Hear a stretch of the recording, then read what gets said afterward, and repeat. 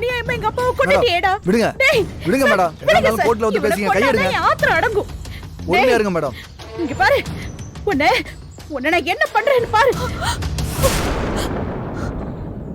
ஏய், எங்கடி வந்த? எங்க வந்த? உன் அண்ணனை அனுப்பி என் அப்பாவை கொன்னுட்டு எதுவுமே தெரியாத மாதிரி பாக்கலான்னு வந்திருக்கியா? அண்ணே,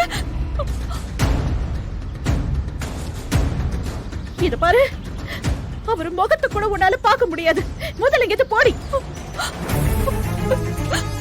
பாவி.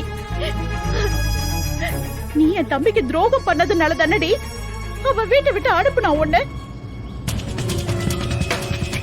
அந்த கோபத்தை மனசுல வச்சுக்கிட்டு எங்க அப்பாவை அநியாயமா கொண்டுட்டியேடி.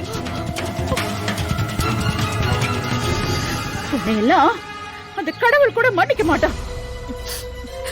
இங்க பாருங்க, உங்க அக்கா ஏதோ பெருசா பிளான் பண்ணிருக்காங்க. அவங்களுக்கு பதவி கிடைக்காம போனதுக்கு நானே என் குடும்பம் தான் காரணம் நினைச்சு இதெல்லாம் பண்ணிட்டு இருக்காங்க. தயவு செஞ்சு அவங்க சொல்றது எதையும் நம்பாதீங்க. நம்பிக்கை துரோகத்தை பத்தி நீ பேசுறியா? இத பாரு ரத்னம், இவகிட்ட எல்லாம் எதுக்கு தேவையில்லாம வாக்குவாதம் பண்ணிட்டு இருக்க? ஊருக்காரங்க நம்மளதான் தப்பா பேசுவாங்க.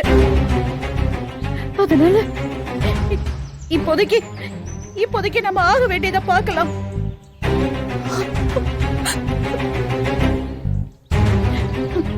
நம்ம அப்பாவை நல்லபடியா அடக்கம் பண்ணிட்டு அதுக்கப்புறம் எது வேணாலும் பேசிக்கலாம்.